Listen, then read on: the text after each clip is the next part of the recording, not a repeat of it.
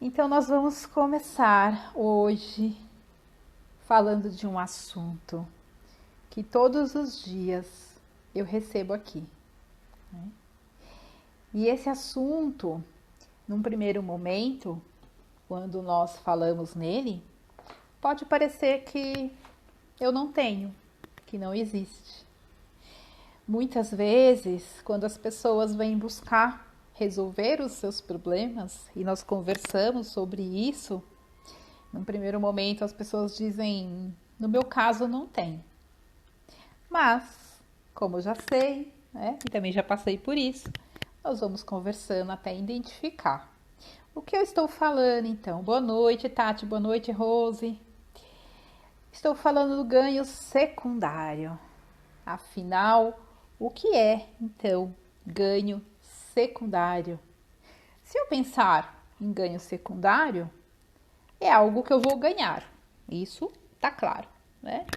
E é algo que eu vou ganhar em um segundo plano. Ou seja, é algo que eu vou ganhar em um segundo momento. E o que isso significa? Todas as nossas doenças, todos os nossos problemas. Segundo a Cristina Cairo, que eu gosto muito, até mesmo os acidentes têm a ver com isso. Estar nele ou não estar. Então, antes de falar propriamente do ganho secundário, nós vamos voltar um pouquinho atrás. Nós já falamos também aqui sobre isso, mas nós vamos voltar um pouquinho atrás para entender melhor. Lá, na barriga da mamãe, aos 3 meses, nós começamos, então, trazer, né, todos os nossos sentimentos, as nossas emoções, a criar o nosso pacote, o que eu sempre comento aqui, a nossa caixinha de Pandora. E aí eu venho no decorrer da minha vida trazendo ali todo o emaranhado, né? Tudo que eu aprendi como sendo certo, criando as minhas crenças positivas e negativas. Olha quanta coisa a gente vem trazendo desde lá da barriga da mamãe. E nós vamos então, aos poucos, né, criando o nosso pacote do ganha-ganha. O pacote do ganha-ganha significa assim: se você for bonzinho, mamãe te dá tal coisa. Se você fizer a lição, você vai ganhar tal coisa. Ah, se você for no dentista e não chorar, depois nós vamos passar e comer aquele lanche bem gostoso. Se você... E aí vai. Já parou para pensar nisso? Em que em algum momento da nossa vida nós aprendemos o ganha-ganha? Nós aprendemos que fazendo isso eu recebo aquilo. E aí entendemos que podemos usar isso em vários momentos da nossa vida. E junto com a caixinha de Pandora, nós trazemos essa percepção do ganha-ganha. Chega um dado momento que acontece algo na minha vida. E o subconsciente inicialmente nos manda aquela doença, nos manda aquele problema para nos proteger. E aí nós entramos numa depressão, numa crise de ansiedade, em relacionamentos tóxicos, em crises de sinusite constantes. E eu já comentei aqui com vocês, né, o problema que eu tive no ombro. E que aí quando eu entendi o motivo, o problema foi embora. Depois eu falo novamente disso. Mas o que o nosso corpo, ele entende com tudo isso? Então, eu preciso pensar que eu tenho o meu subconsciente que quer me proteger e me manda algumas coisas. E eu tenho o meu corpo que também me sinaliza muitas coisas. Você já percebeu que muitas vezes você vai comer algo e é como se o seu corpo gritasse: não, por favor, não come, meu estômago vai doer, vai me dar dor de cabeça. E nós escutamos? Geralmente não. Geralmente a gente vai e faz, né? E aí é exatamente esse ouvir o corpo. Vamos começar já por aí, ouvir o corpo. Quando eu começo a escutar o meu corpo, eu sei exatamente o que ele está querendo me dizer. Só que eu aprendi lá atrás o meu ganha-ganha, né? E quando as pessoas chegam buscando na terapia aqui, seja com a hipnose, barras, enfim, eu sempre pergunto: o que de pior pode acontecer se você não tiver mais o problema? O que de pior pode acontecer se você simplesmente se livrar dessa dor? Inicialmente não tem nada, só coisas boas. Eu vou poder viajar, fazer tudo que eu sempre quis, vou poder ter um relacionamento saudável. E quando começamos ali a esmiuçar um pouquinho, nós conseguimos achar o nozinho, a pontinha ali do fio que estava solta. Eu peguei aqui o livro da Cristina Cairo, que é um primeiro exemplo que eu quero trazer. A Lei da Afinidade. Esse livro aqui, ó, bem legal, da Cristina Cairo. E no livro da Cristina Cairo, ela tem aqui uma parte muito interessante que ela diz. Primeiro, já falando sobre o que eu acabei de comentar com vocês, é importante saber que, pela linguagem do corpo, cada pedacinho do nosso organismo, seja em sua parte interna ou externa, tem correlação psicológica com uma emoção ou um setor da nossa vida. Mesmo a astrologia detecta a doença e os ganhos secundários revelados no mapa astral das pessoas. Ou seja, nós temos aí vários meios de comprovar tudo isso. E aí ela diz, um pouquinho mais para frente: a produção de doenças e acidentes não tem nada a ver com a vontade consciente das pessoas, e sim com impulsos secretos que se escondem no nosso mais recôndito da mente humana. E aí, voltando, ela até coloca o desenho aqui do iceberg, que também na hipnose eu gosto de usar muito, porque se você pegar o desenho do iceberg, o nosso consciente é aquela pontinha de cima, os 5%. E o que ela está dizendo aqui, né, que da doença, é exatamente o que está nos 95%, que é lá embaixo, no iceberg. É aquela parte que nós conscientemente, nos 5%, eu quero sair da doença. Nos meus 5%, eu quero melhorar. Eu quero ter mais dinheiro. Eu quero buscar felicidade. Eu quero sair de relacionamentos que me fazem mal. Mas o que as doenças, no geral, muitas vezes, quando a gente fala em ganho secundário, o que ela pode me trazer de benefício? Então, vamos pensar. Se eu fico doente, vamos imaginar que eu fico com um resfriado muito forte. O que esse resfriado pode significar? Eu posso, de repente, não ir trabalhar, se de repente esse trabalho está me matando. Eu posso ainda, de repente, com esse resfriado, ficar quietinha na minha cama, sem falar com ninguém, sem ouvir ninguém, e ainda tendo alguém que me traz um pratinho quente de comida, que talvez tudo que eu estou precisando é desse carinho, desse afeto, desse amor. Muitas vezes, quando eu trabalho a parte financeira aqui das pessoas, o ganho secundário dela é justamente, talvez, se ela não tiver mais ali o problema que ela tem, ela vai ter que realmente pegar ali as rédeas do seu negócio, as rédeas da sua vida financeira e fazer algo. Muitas vezes o medo de enfrentar, né, te paralisa e te deixa ali, dependente. Muitas vezes, se a pessoa se livra de uma depressão, e eu estou falando algo que eu já vivi aqui dentro, né, do espaço, ela vai ter que voltar a trabalhar. Ela vai ter que voltar para o mercado de trabalho. Olha que louco! Mas eu estou há muitos anos fora do mercado de trabalho. E pensar em voltar para o mercado de trabalho e talvez estar desatualizada já me dá um medo absurdo. Então, esse é um ganho secundário. Enquanto eu tenho a depressão, a síndrome do pânico, eu estou falando no geral, tantos outros problemas. Eu vou continuar ali, porque eu tenho um motivo para não entrar em ação. Né?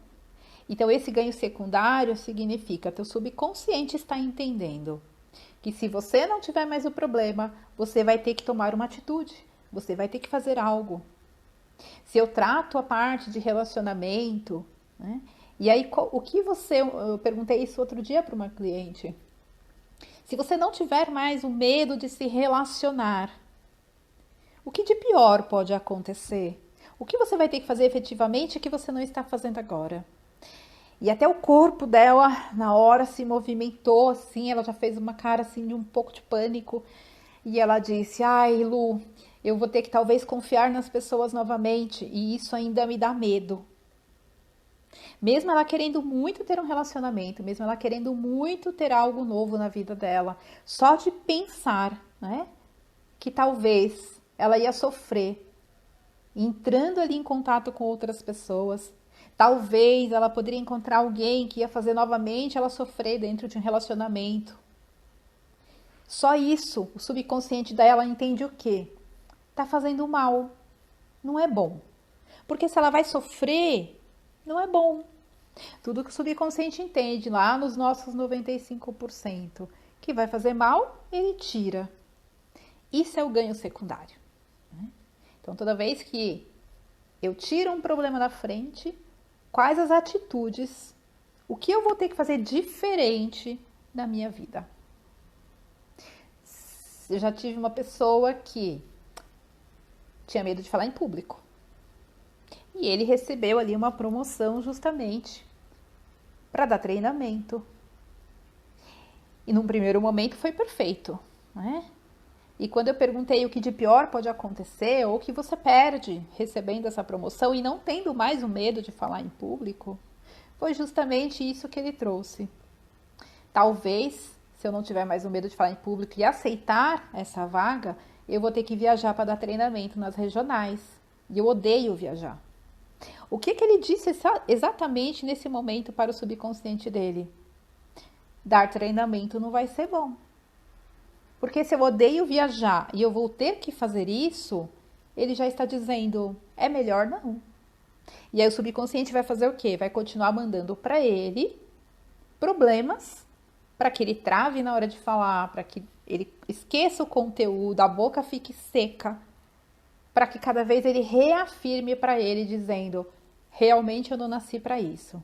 Realmente é melhor eu continuar onde eu estou. Então, todas as doenças, tudo que acontece tem um motivo lá dentro do subconsciente. E mais que isso, muitas vezes, inconscientemente, eu quero fugir de algo. Eu vou dar um outro exemplo muito fácil aqui para vocês, que é da Metafísica da Saúde, que é do Val Capelli e do Gasparetti. Esse livro aqui, ó, são 5 volumes. E cada volume, ele fala de uma coisa diferente relacionada ao nosso corpo. Esse aqui é sistemas respiratórios e digestivo, que agora chamamos de digestório, né? E eu vou só dar um exemplo com algo que acontece muito com todos nós. Gripe ou resfriado. E olha que ele traz aqui, que interessante.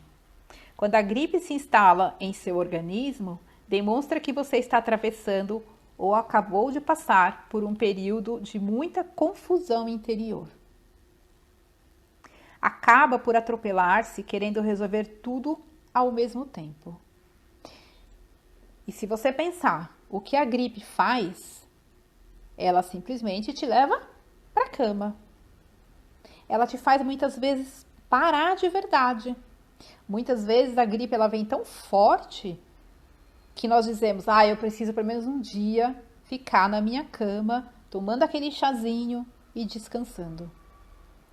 E é justamente o que ele traz aqui. Quando você passa por aquele turbilhão, né, por algo ali muito cansativo, muito pesado, muito estressante, de muita confusão mental, o seu corpo pede exatamente o quê? Preciso descansar. E ele ainda diz assim depois. A gripe surge como a expressão do desejo inconsciente de fuga. É um álibi perfeito para você se afastar das situações desagradáveis e conflitantes do cotidiano. As pessoas gripáveis são as que se contagiam facilmente com a negatividade alheia. Associando, então, tudo que a gente falou, tanto da hipnose, a metafísica e tantas outras coisas, né? Se a gente pegar aqui a parte dos chakras também, uma grande costura de tudo isso. O que significa? O nosso corpo fala o tempo todo. Aliás, ele grita pra gente o tempo todo. Nós é que não escutamos, ou que não paramos para escutar. Pegue um alimento e pergunte de verdade: será que eu devo comer isso? A resposta vem na hora. E por que, se eu consigo com o alimento fazer isso, por que eu não consigo muitas vezes com as situações da minha vida? Será que esse relacionamento vai me fazer bem? Até isso o nosso corpo ele fala, se sim ou se não. Né? Mas mais que isso, é entender que lá dentro da caixinha de Pandora, lá naqueles 95% que eu falei, ainda tem algo a ser trabalhado. E sozinho nós não conseguimos. Né? Então, o primeiro passo que eu quero que você tenha é identificar o seu problema, o que você perde não tendo mais ele, mas com clareza, né? Olhando de verdade para isso. Porque a primeira coisa que nós temos é querer mascarar. Ai, como que eu vou admitir que se eu não tiver mais tal problema, eu vou ter que trabalhar? Como que eu vou admitir que se eu não tiver mais tal problema, eu vou ter que engravidar? Eu já escutei isso também. Mas por que você tem que engravidar? Ah, porque a família vai cobrar. E você é obrigado a fazer porque a família cobra que você tenha um filho? E aí você adoece para poder dizer para a família que você não pode ter o filho. Olha isso, gente. Olha a que ponto chega, muitas vezes, né? Essa briga aqui dentro. Não é muito mais fácil você ter saúde e dizer simplesmente: não estou preparada para ter filho. Não é o meu momento e tá tudo bem. Entre o casal que tem que ter, né, essa decisão e não entre a família, os amigos e assim por diante. E eu sei porque já passei por isso, dessa cobrança de você ter que namorar, noivar, casar, ter filho. E quando você tem o primeiro, você já, né, tem que saber quando vai ter o segundo. Então comece a conversar com você, de verdade. Qual é o seu problema hoje? Seja saúde física, emocional. O que esse problema te impede de realizar na sua vida? O que esse problema te impede de dar um passo além? O que o fato de você ter esse problema, que nós chamamos muitas vezes ali de uma muleta, te impede realmente de tomar as rédeas da sua vida? Adoro quando eu vejo um monte de coraçãozinho subindo, significa que tocou aí, né? Muito bom. Então hoje é essa reflexão. Eu quero que você pense em algo, seja financeiro, relacionamento, trabalho, alguma doença que você está no momento. Enfim, todos nós temos e sempre teremos, né? Olhe para dentro nesse momento e pense. Eu coloquei um cheirinho aqui, gente, uma essência aqui atrás, ela que tá, a garganta deu uma coçadinha. E pense então nesse momento, o que você de verdade ganha continuando com esse problema. E encontrando o que você ganha, fica fácil você negociar aí dentro, dizendo: olha, tá bom, talvez se eu não tiver mais isso, realmente eu vou estar pronta para engravidar. Eu vou estar pronta para mudar de emprego. Mas eu posso decidir quando eu quero fazer isso. No meu tempo, não no tempo do outro. É o seu corpo. É você. Tudo é no seu tempo e não no tempo do outro. O outro faça o tempo dele. Então, quero encerrar pedindo para você faça esse teste. Pergunte aí dentro. O que você tem feito? O que você tem criado de ganho secundário? E se vale a pena continuar com ele aí.